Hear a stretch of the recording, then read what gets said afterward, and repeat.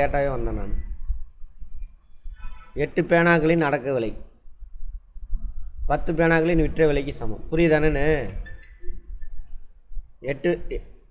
8 பேனா நான் 100 ரூபாய்க்கு வாங்கியிருக்கேன். 10 பேனா விற்றேன். அப்போ தான் எனக்கு 100 ரூபா கிடச்சிது. இப்போ லாபமா நஷ்டமா? நஷ்டம். எத்தனை பேனா நஷ்டம்? 2 பேனா நஷ்டம். அந்த 2 எதில் கால்குலேட் பண்ணால் 10ல் 2 எத்தனை சதவீதம்? எது வெளியில் போச்சோ நேற்று சொல்லியிருப்பேன், அதில் தான் கால்குலேட் பண்ணும். 10ல் 2 எத்தனை சதவீதம்? 20%. 2/10 × 100. எந்த நம்பரையும் சதவீதம் கண்டுபிடிக்குன்னா 100ஆல் பேருக்குன்னா வந்துடும் பார்த்துருக்கோம். 20%. எத்தனை பேர் கரெக்டாக போட்டிங்க? Very good. போட்டிங்களா? வெளியில் போனது. அடுத்தது கற்பனையாக மாற்றினீங்கன்னா வேலை முடிஞ்சுது. 2 வீடுகளை ஒருவர் தலா 5 லட்சத்துக்கு விற்கிறார். 2 வீடு விற்கிறார், ஏபி. ஒன்றில் 5% லாபம், இன்னொன்றில் 5% நஷ்டம். சரியா? அப்போ என்ன நடக்கும்? கட்டாயம் நஷ்டம்தான் நடக்கும். ரைட். எவ்வளோ நஷ்டம்?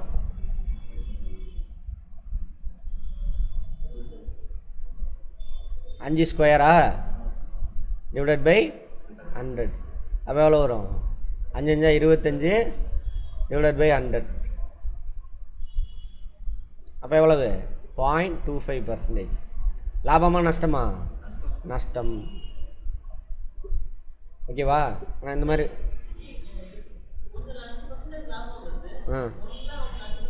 நேற்று நடத்தும் பொழுதே கேட்டிங்களா இல்லையா? நடத்தும் பொழுது வந்தீங்களா இல்லையா? வரலையா? சரி. அப்போ நேற்று வீடியோ போய் பாருங்கள். அடுத்தது நஷ்டம். நேற்று வீடியோ போய் பாருங்கள். நேற்று வரலையா நீங்கள்? நேற்று வீடியோ தான் போய் பார்க்கணும். யூடியூப்பில் இருக்குது, போய் பாருங்கள். ஒரு 270 மாம்பழங்களை 320 மாம்பழங்களின் அடக்க விலைக்கு விற்றார் எனில் அவரின் லாப சதவீதம் எவ்வளவு? சரியா? 270 மாம்பழம் விற்கிறாரு.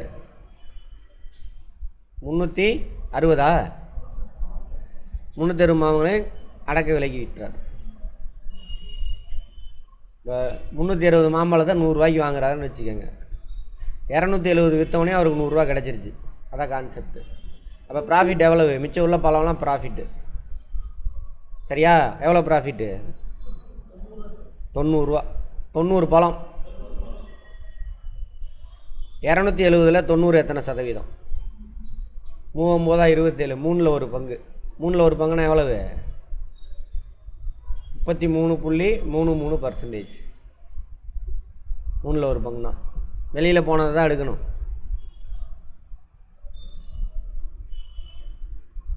சரியா? 90 பழம் லாபம். வெளியில் போன பழம் எவ்வளவு? விற்றது 270. 270ல் 90 எவ்வளவு? × 100 போடுங்க. பார்த்தோன்னே தெரியும். போட்டால் 100% எவ்வளோன்னு கிடைக்கும். 33.33% வரும். ஓகேவா? யாருக்கு புரியல கேளுங்க. வந்தவங்க வராதவங்க நீங்கள் வீடியோ பார்த்துட்டு அப்புறமேலாம் வந்து கேளுங்க. அதை எப்படி எழுதலாம்? ஒரு பேனாவினை 10 ரூபாய்க்கு விற்பதன் மூலம் ஒரு கடைக்காரருக்கு அடக்க விலையில் 10ல் 1 பங்கு நஷ்டம் ஏற்படுகிறது எனில் அப்பேனாவின் அடக்க விலை என்ன?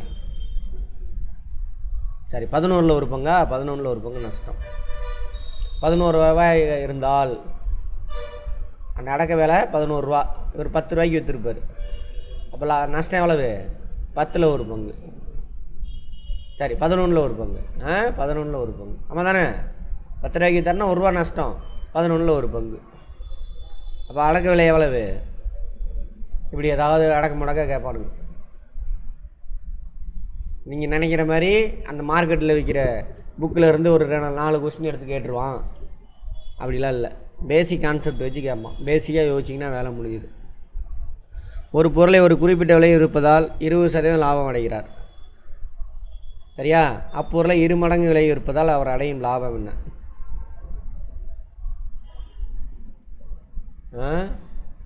சரி, இப்போது ஒரு பொருள் 10 ரூபாய்க்கு வாங்குகிறான். 100 ரூபாய்க்கு வச்சுக்கோ. 100 ரூபா மொட்டையாக கொடுத்தானா 100 எடுத்துக்கங்க. அதானே 100னா 100%. 120 ரூபாய்க்கு விற்கிறான். அப்போ எவ்வளோ லாபம்? 20%. அதை டபுளாக விற்கிறான். அப்போ எவ்வளோ? 240. அப்போ எத்தனை சதவீதம் லாபம்? 40%. இப்போ 100 வாங்கி 240 விற்கிறான். எவ்வளவு? 140%. எப்படி 40%? நீங்கள் 40% எவ்வளவு? 40. வெறும் 140 விற்றா தான் 40%. 120 விற்றான், இப்போ டபுளுக்கு விற்கிறான். டபுளுக்கு விற்றா எவ்வளவு? 240. 100 இவனுக்கு எவ்வளோ அதிகமாக கிடச்சிருக்கு? 140 கிடச்சிருக்கு. 100 வாங்கினா 140. அப்போ சதவீதம் எவ்வளவு? 140%. சும்மா ஜுஜிபி எல்லாம். ஒரு அலுவலரின் ஊதியம் 40% குறைக்கப்பட்டு பின்பு 50% உயர்த்தப்பட்டால் அவர் ஊதியத்தின் மொத்த நஷ்டம் என்ன? இல்லை வேறு கான்செப்ட் ட்ரை பண்ணியிருந்தீங்கன்னா இப்போ டக்குன்னு புரிஞ்சுக்குவீங்க. இப்போ 100 மொட்டையாக 100 சதவீதம் குறைச்சிருக்கான் அப்படின்னாவே அடக்க விலை என்ன பண்ணுங்க? 100 எடுத்துக்கோங்க. அவனுக்கு சம்பளம் 100. ஃபஸ்ட்டு என்ன பண்ணுறான்? 40% என்ன பண்ணுறான்? சேலரியை குறைக்கிறான். 100 40% எவ்வளவு? அப்போ இப்போ அவனுக்கு சம்பளம் எவ்வளோ கிடைக்கும்? அடுத்து திரும்பவும் அப்புறம் கெஞ்சி கூத்தாடுறான். சரிப்பா பாவனா அவனுக்கு ஒரு 50% ஆக்கி தரம்மா. 50% எதில் கால்குலேட் பண்ணும்? இப்போ எதில் வாங்கிட்டு இருக்கான் அதில் தான் கால்குலேட் பண்ணும். 60 50% எவ்வளவு? 30 ரூபா. இப்போ அவன் எவ்வளோ வாங்குவான்? பட்டு ஒரிஜினலாக இல்லை இதில் இப்போ அவனுக்கு சேலரி அதிகமாக கம்மியா? எத்தனை சதவீதம் கம்மி? 10% கம்மி. சதவீதமே தான் எங்கே கால்குலேட் பண்ணுறோம். அதுதான் கான்செப்ட் புரிஞ்சிங்கன்னா வேலை முடிஞ்சு போச்சு. எவ்வளவு? 10% நஷ்டம். 16 பேனாக்களின் அடக்க விலை 12 பேனாக்கள் விற்பனை விலைக்கு சமம் எனில் லாபமா நஷ்டமாமா? 16 பேனா வாங்கிட்டு வரான், போட்டு எழுதி பாருங்க. அடக்க விலை 16 பேனா வாங்குறான், 100 வாங்குறான். சரியா? 12 பேனா விற்கிறான், 100 கிடச்சிருச்சு மிச்சம். அப்போ எவ்வளோ லாபம் அவனுக்கு? எவ்வளவு? 4 பேனா லாபம். இந்த 4 12 எத்தனை சதவீதம்? இன்ட்டு 100. 12 4 எத்தனை சதவீதம்? 4 12 அப்போ 3ல் ஒரு பங்கு. அப்போ எவ்வளவு? 33.333 அல்லது 33.1/3. நம்பரை புரிஞ்சுக்கணும். இது வரைக்கும் புரிஞ்சுக்கிட்டு ட்ரை பண்ணிகிட்டே அது கூட விளையாடிக்கிட்டே வரணும். நம்பர் கூட ஏன் விளாட்றேன்னா என்ன அர்த்தம்? அண்டர்ஸ்டாண்டிங். என்ன அர்த்தம்? கேள்வி கேட்டுக்கிட்டே வரணும். ஏன் அப்படின்னா என்ன? ப்ராக்டிக்கலாக என்ன இது? அப்போ புரிஞ்சிக்கலாம். இருக்கு ஆன்சரு. ஒரு பொருளை 25% லாபம் வைத்து 60 ரூபாய்க்கு விற்பனை செய்ய பொருளின் அடக்க விலை என்ன? சரியா? இங்கே அடக்க விலை தான் கொடுத்துருக்குறான். வரேன் இருங்க.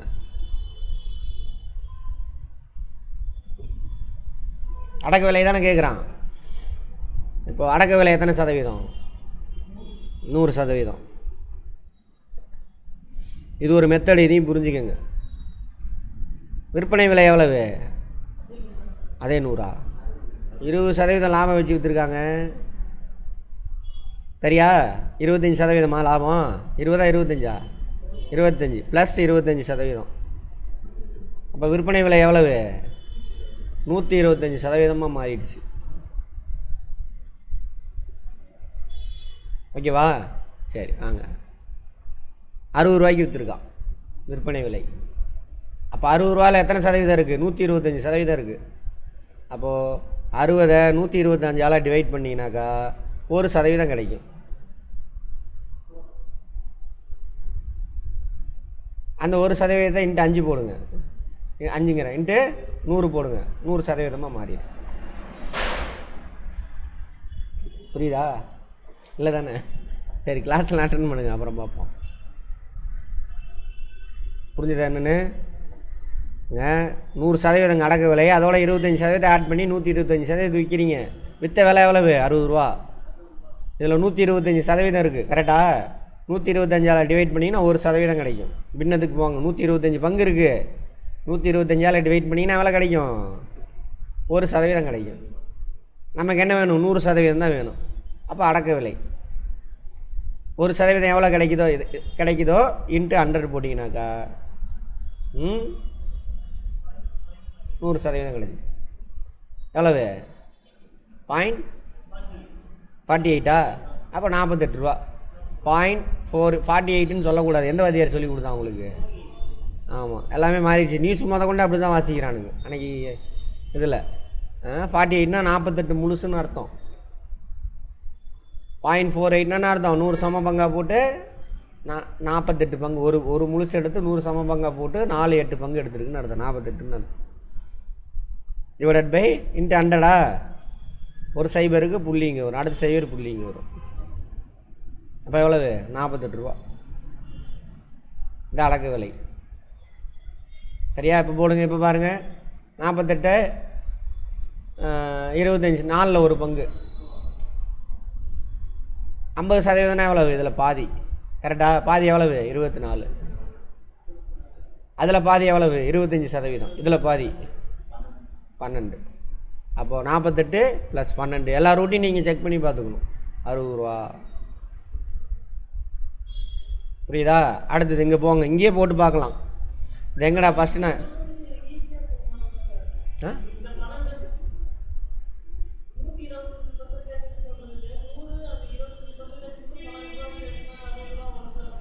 அது எப்படி நீங்கள் டேரெக்டாக சொல்லுவீங்க? அது இங்கே ஆப்ஷனை வச்சு தான் போடணும். ஆப்ஷன் அப்போ அது ஒரு ரூட்டு, கவனிங்க. அப்படி நீங்கள் டேரெக்டாக சொல்ல முடியாது. அப்போ நீங்கள் அந்த ஆப்ஷனை வச்சு போகணும். அப்போ நம்ம ஆப்ஷனை வச்சே போகல. இப்போ அந்த மெத்தடும் சொல்லி தரேன் பாருங்கள். இப்போ 50 ரூபா அடக்க விலையாக இருந்ததுனாக்கா 25% 50 ரூபாயில் எவ்வளவு? 12.5. அப்போ எவ்வளோக்கு போகும்?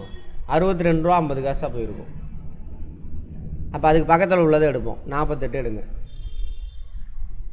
இதில் 25% 4ல் ஒரு பங்கு 12. அப்போ 60 அப்படின்னு போடலாம். இது ஒரு மெத்தடு. நீங்கள் அதை புரிஞ்சுக்கிறதுக்காக தான் அங்கே போனால் அந்த மெத்தடுக்கு என்ன பண்ணணும் அப்படின்னு. இது புரியாமல் ஃபார்முலாவை மனப்பாடம் பண்ணி சுற்றிக்கிட்டு இருக்கிறோம். இதை புரிஞ்சுக்கிட்டிங்கன்னா நோ ஃபார்முலா, டக்குன்னு பார்த்தோன்னா அடிச்சுட்டு போயிடலாம். அதே இப்படி கேட்குறாங்க, கவனிங்க. இதுலேயே இன்னொன்று சொல்கிறேன் பாருங்கள். ஒரு பொருள்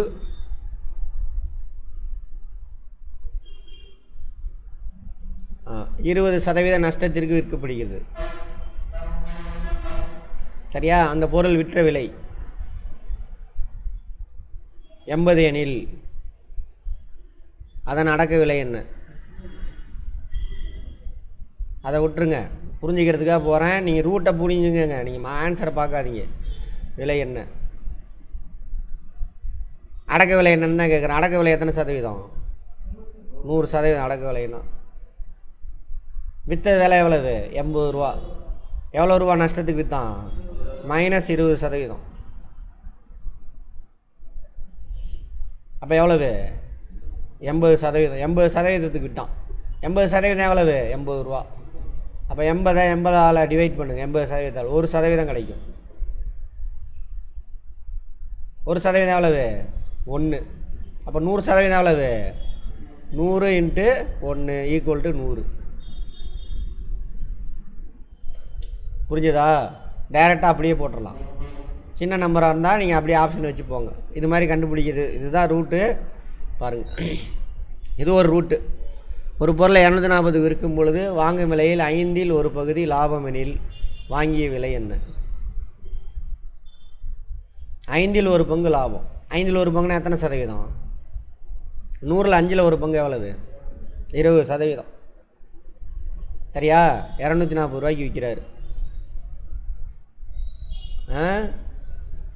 அப்போ அடக்க விலை எவ்வளவு? அடக்க விலை தானே கேட்குறான். 100%. 5ல் ஒரு பங்கு லாபம். 5ல் ஒரு பங்குனா எவ்வளவு? × 100, 20%. எந்த நம்பரையும் 100ஆல் மல்டிப்ளை பண்ணிங்கன்னா சதவீதமாக மாறிடு 20%. அப்போ 5ல் ஒரு பங்குனா எவ்வளவு? 20%. ஓகேவா? அப்போது அடக்க விலை ப்ளஸ்ஸு 20%. அப்போ எவ்வளவு? 120% தான் இந்த 240.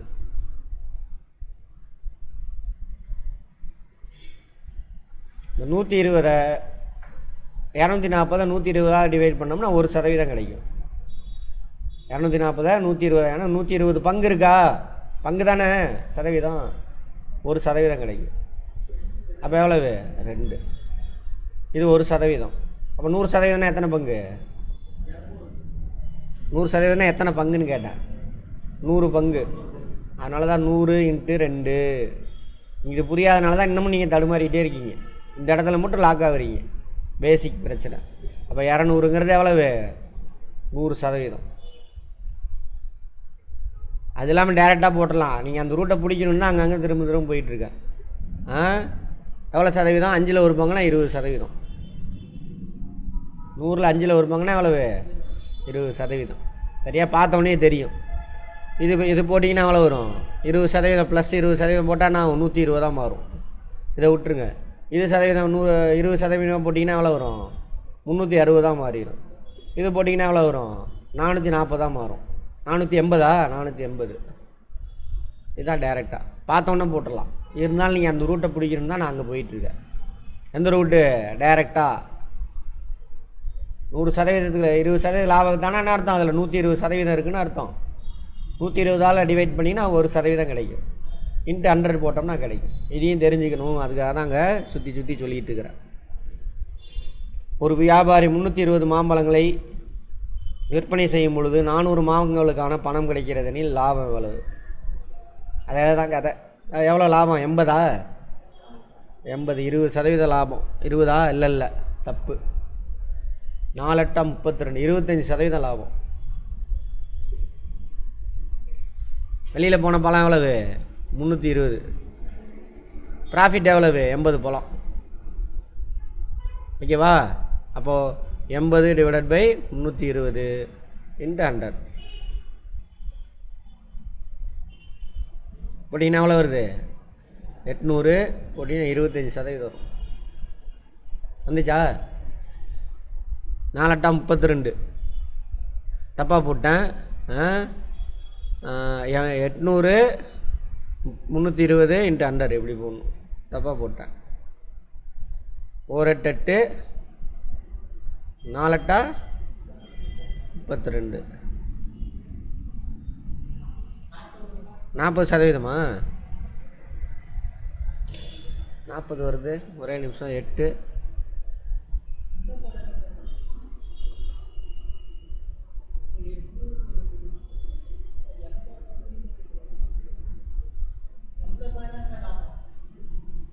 நான் 800 போட்டேனா? 80. தப்பாக போச்சு. அதான பார்த்தேன். 80 ÷ போட்டிங்கன்னா எவ்வளோ வருது? 25% வரும். இங்கே 800ன்னு போட்டேன். தப்பு. அவ்வளோதான். அடுத்தது, ஒரு வாகனமாவது 13,600க்கு விற்கப்படுவதால் ஏற்படும் நஷ்டம் 5%. அடக்க விலை என்ன? சரியா? 5%. 13,600க்கு விற்கிறாங்க. 15,000 இருந்தால் எவ்வளோ வரும்? 13,500. 10% எவ்வளோ வருமா? 10% 13,500 வரும். ஆமாவா? 5,000 அடக்க விலையாக இருந்ததுன்னு வச்சுக்கோங்க. ஒரு சாலம் தள்ளி புள்ளி விழுங்க. 10% 13,500. அப்போ இது கிடையாது. இப்போ இது இல்லைன்னா இதுவும் கிடையாது, இதுவும் கிடையாது. இதெல்லாம் அதோட சின்னதில்ல. இதை போட்டு பாருங்க. 1,600. 10% எவ்வளவு? 1,500. மிச்சம் 5% எவ்வளவு? 800. எவ்வளவு? 2,000 எவ்வளோமா? 2,400. 16,000லேருந்து 2,400 கழிங்க. 13,600. அவ்வளோதான். இவ்வளோதான் போடணும். ஓகேவா? டவுட் இருக்கிறத கேளுங்க. கேட்டிங்கன்னா தான் கற்றுக்கலாம். இந்த ஃபார்முலா வச்சு ஒருத்தன் போடுறான் சார் அப்படின்னு அங்கங்கே பார்த்துட்டு அது தேடி ஓடாதீங்க. அது மாட்டிக்குவீங்க. ஃபார்முலா இல்லாமல் எப்படி போகிறது? கான்செப்ட்டு அதெல்லாம் நீங்கள் எப்பயுமே படிச்சுட்டு இருக்கணும்.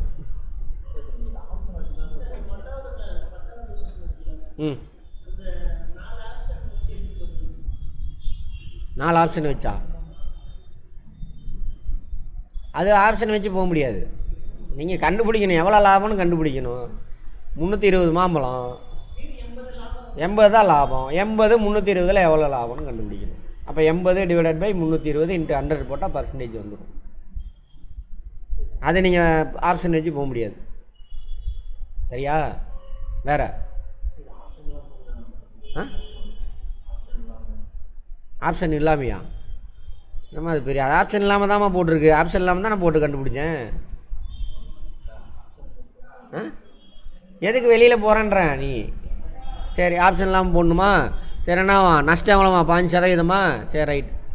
அப்போது கவனிங்க,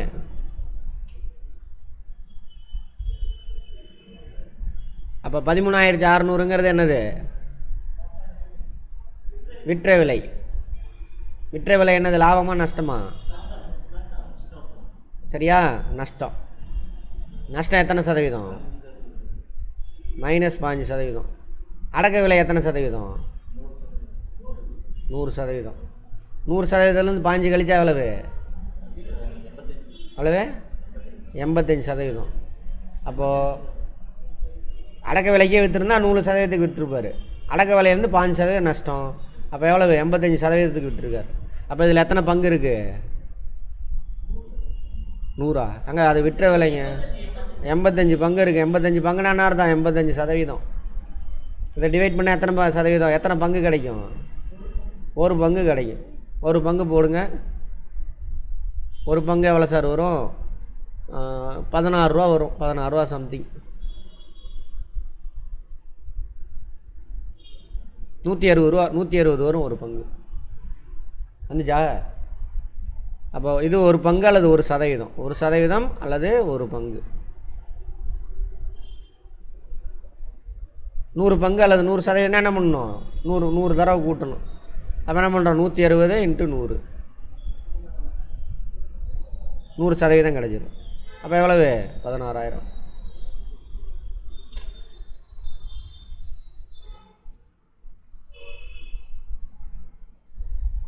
நான் அப்பயே சொல்லியிருப்பேன், பேசிக்கில் இங்கே விட்டிங்கன்னா அங்கே வந்து மாட்டிக்குவீங்க, என் வேகத்துக்கு வர முடியாது அப்படின்னு சொல்லியிருப்பேன். அந்த நாட்டை விட்டிங்கனாக்கா இங்கே வந்து மாட்டிக்குவீங்க. திரும்ப ஃபஸ்ட்லேருந்து அந்த வீடியோலாம் பாருங்கள். தயவு செஞ்சு வேறு ஃபார்முலாவில் சொல்லித்தரான்னு போய் மாட்டிக்காதீங்க. அது முட்டா போய் செய்கிற வேலை. ஃபார்முலா வச்சும் போடுங்க. அதுவும் சொல்லி தான் கொடுத்துருக்குது, போடுங்க.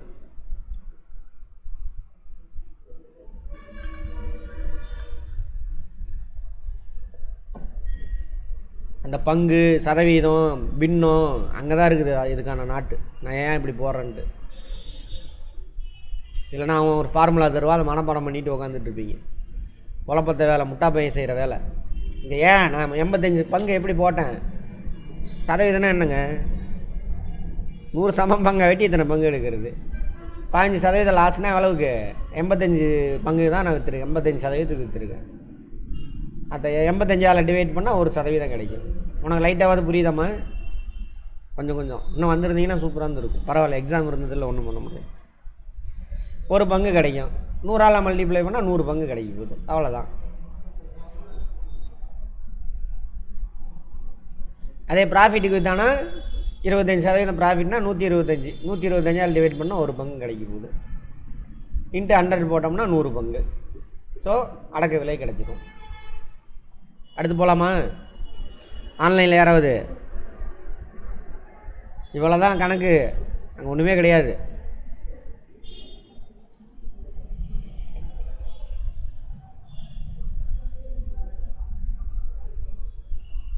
அதுவும் இனிமேலாம் டஃப்பாக இருக்கும், பார்த்துக்கோங்க. டஃப்னா கான்செப்டுவலாக இருக்கும். ஆப்டிடியூட் யூஸிங்னாவே இந்த மொக்கையெல்லாம் கேட்க மாட்டான். இந்த புக்கில் இருந்தெல்லாம் கேட்கவே மாட்டான். மார்க்கெட்டில் விற்கிற புக்கு எதையும். அடுத்து போகலாமா?